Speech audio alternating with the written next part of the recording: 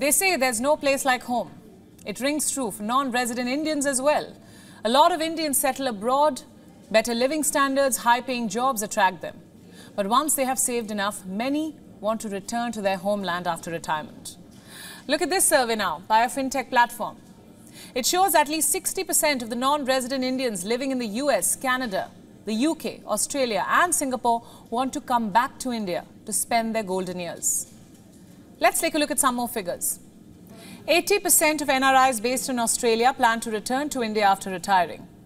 We have the same figure for Singapore. From the US, 75% of NRIs want to come back. From the UK, the figure stands at 70%. From Canada, it is 63%. So why do so many Indians want to come back home? It's as much for financial as for emotional reasons. You see, India is formulating a strong strategy to stabilize its economy. It has become an emerging global startup hub to reckon with. There are stellar manufacturing capabilities, financial services and technology advancements.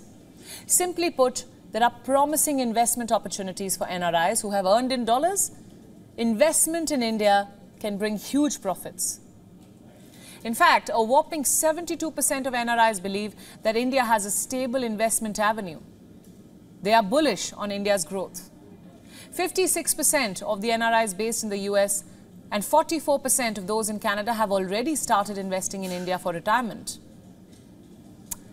Then, of course, there is low cost of living. NRIs who have earned in dollars all their life and have thousands saved up in their retirement funds can afford a better life in India. Much better.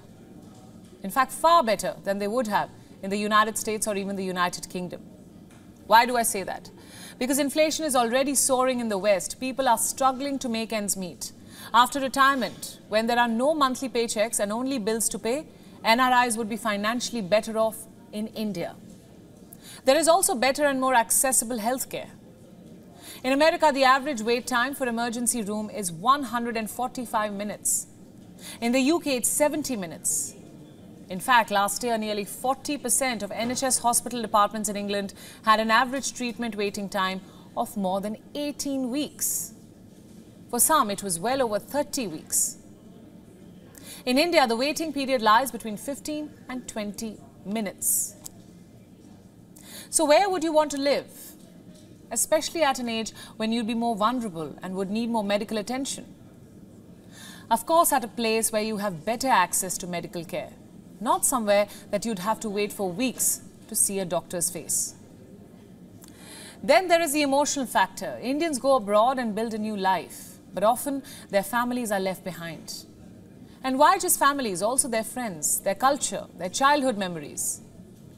Some want to raise their children or grandchildren in India close to their culture. You see, a lot of Indians move to foreign countries every year. Reports say the figure lies between 1 and 2.5 million. As of data from 2020, 18 million Indians live abroad.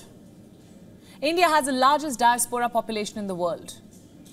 Because of this trend, with doctors, engineers and tech-savvy individuals moving out, India has grappled with brain drain. But now the good part is, a lot of the NRIs want to come back, even if it's after retirement. Home is, after all, home. WION World is now available in your country. Download the app now and get all the news updates on the move.